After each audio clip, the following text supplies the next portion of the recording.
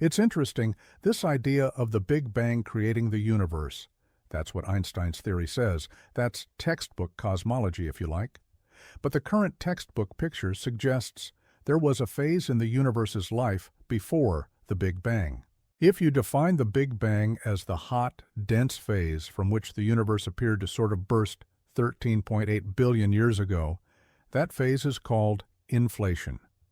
What we think happened is that before the Big Bang, the universe was accelerating exponentially. Fast meaning it was doubling and doubling in size. The numbers are ridiculous. If you started with a universe smaller than a single atom, it would become vastly larger than the entire observable universe, which contains about 350 billion galaxies, in less than a millionths of a second. This was a very rapid, exponentially fast expansion. When that expansion stopped, all the energy driving it got dumped into space, heating it up and producing the particles of matter from which we are made, as well as everything we see in the sky. That is what we recognize as the Big Bang. While this might sound fanciful, it is the standard cosmology at the moment. The big questions then become, what started the inflation? What stopped it? And how long did it go on? The answer is, we're not sure. We don't know. In the beginning, there was an infinitely dense, tiny ball of matter that started to expand and eventually gave rise to the atoms, molecules, stars, and galaxies we see today. But what was there before the Big Bang? What was the state of the universe before everything?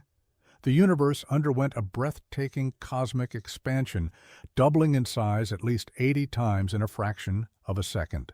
This rapid inflation, fueled by a mysterious form of energy that permeated empty space itself, left the universe desolate and cold. Only after that did the hot, dense conditions of the Big Bang emerge. Some theories suggest that inflation doesn't stop all at once. It stops in patches, and every time it stops, you get a universe.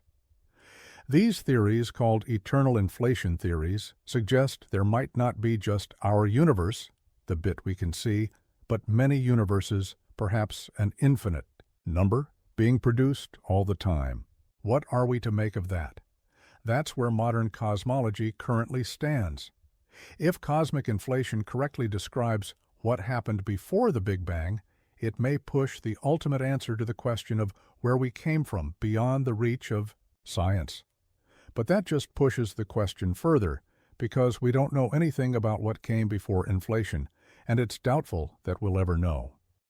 There are now theories suggesting, as mentioned, that there may be more than one universe, potentially an infinite number. It's a mind-boggling idea, isn't it? I should add one more thing. If that's true, some of those theories suggest that what we call the constants of nature, things like the strength of gravity, the speed of light, and the masses of particles, can vary from universe to universe. Then you ask, why is our universe so perfect for life? Why do stars make carbon and oxygen, the elements needed for life? Why is everything so beautifully balanced for living things to exist? The answer, in these cases, is that every universe exists. Every possible combination of the laws of nature exists in different universes. So, obviously, we have to see a universe that allows us to exist. We could ask, how likely is that? But if there are an infinite number of universes, it's inevitable because every possible kind of universe exists. I stress that this is very speculative stuff, but the first thing I said about inflation, the idea of this exponentially fast expansion before the Big Bang, is not speculative. That's mainstream cosmology. The idea that this may lead to multiple universes is more speculative, but it's still scientifically valid, and people actively research it. Inflation tells us that the period before the Big Bang was extremely cold and empty of everything but space itself, and that space carried energy that stretched the universe to its enormous size and into its initial state before the Big Bang. There are also alternate theories to cosmological inflation that try to explain what caused the initial conditions leading to the Big Bang. One theory suggests there may be extra dimensions in the universe. Imagine we're living on a sheet of paper. There could be another universe floating around, implying more spatial dimensions, with our universe just a sheet floating in a larger multiverse. Then, you can ask what happens when they collide. 1. Theory proposes that the Big Bang was caused by two of these sheets, or branes, colliding and separating. When they collide, they heat up, creating something that looks like a Big Bang on that sheet of space and time. This is another theory about what happened before the Big Bang, branes colliding, giving rise to Big Bangs and multiverse theories. These statements might seem extremely speculative and out of touch with reality, but they have mathematical reasoning behind them. Moreover, theories describing the very early state of the universe have experimental support. The wonderful thing is that we are making measurements now. The experimental basis for all this is something called the cosmic microwave background, radiation, CMB.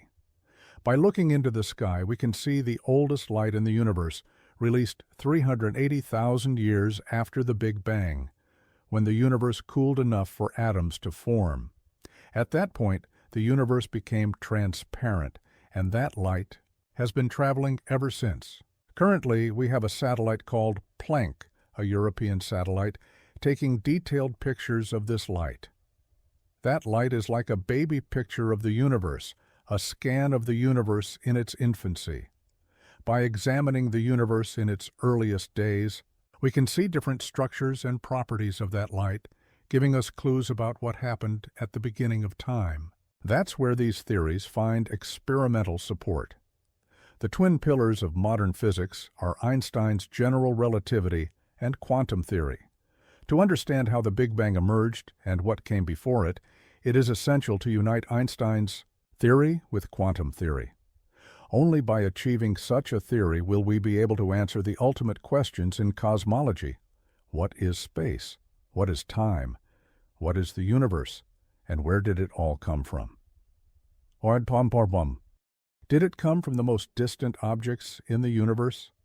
These objects are 47 billion light-years away, making the size of the observable universe 94 billion light-years across. If you are wondering how the observable universe can be larger than the time it takes light to travel over the age of the universe, the answer is because the universe has been expanding during this time, causing very distant objects to be further away from us than their light travel time. Most scientists think the entirety of the universe extends way beyond the observable universe, but is there anything beyond the entirety of the universe? Is there anything beyond the universe? Probably not. We suspect quite strongly that our universe could well be infinite in extent. Even now, a bit of the universe, if you just take our universe, it certainly, we're sure, exists far beyond the bit we can see. So why would I say that? Well, if you think about it, the universe, our bit at least, has been around for 13.8 billion years. That means that light has only had 13.8 billion years to travel from the bit that we can see to our eyes, so we can only see as far as light has had time to travel. But we think there's a lot beyond that because of measurements we've made of how the universe is curved and what the structure of the universe is. So it undoubtedly extends beyond the little bubble that we can see. How far it extends is another great question. We don't know, but it could be infinite in extent. Taking into consideration the latest discoveries and measurements in physics, we have attempted to answer the questions: what was there before the Big Bang? How big is our observable universe? And what lies beyond the bit we can see? But are we forgetting something? An important question that naturally arises after we question the beginning of everything. How will the universe end? Well, the current best guess or best estimate is that it will carry on expanding forever.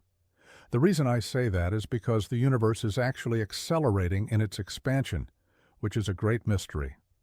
Before that discovery, we thought gravity is always attractive, and so it should be slowing the expansion. We've got all these galaxies in the universe, and since the Big Bang, the universe has been expanding, so it should at least be slowing down.